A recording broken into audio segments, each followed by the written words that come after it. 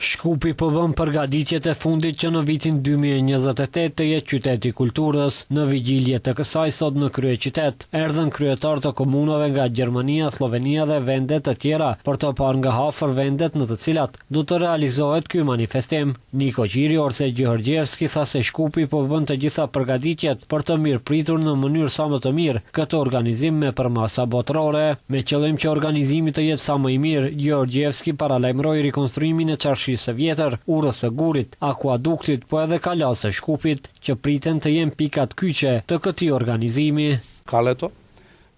Rekonstruimi i kalas së vjetër, sepse pjesa më e madhe e organizimeve do të mbahen pikërisht në kala, çarshia e vjetër e Shkupit, për të cilën punimet filluan nga dita e djeshme. Akuadukti, që në të vërtetë është edhe simboli i qytetit, një kujtim i rrallë në Europë, që kemi fatin ta kemi në Shkup.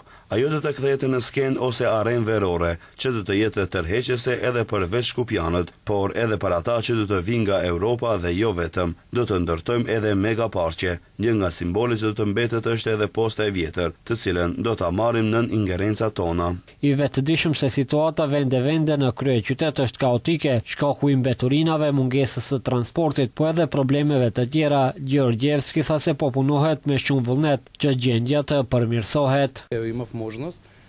Sot kisha mundësi që t'i shëtisë mysafirët në kala, tek ura e Gurit, por edhe në Kej rreth e Vardarit, për t'ua prezantuar atyre. Punojmë në mënyrë intenzive, qyteti aktualisht është në gjendje stabile, nuk i kemi borxhe askujt, veç asaj kemi edhe mjete financiare rezervë nga 4 deri në 6 milion euro. Kompani serioze dhe të përgjeshme po na ndihmojnë këtë periudhë. Kemi siguruar mjete që përmes asociacionit turk Mato të bëjmë ndriçimin e urës së Gurit, sepse për 20 vjet nuk ka pasur ndriçime siç kërkohet, është lënë në harez, ndërsa është një nga simbolet e qytetit.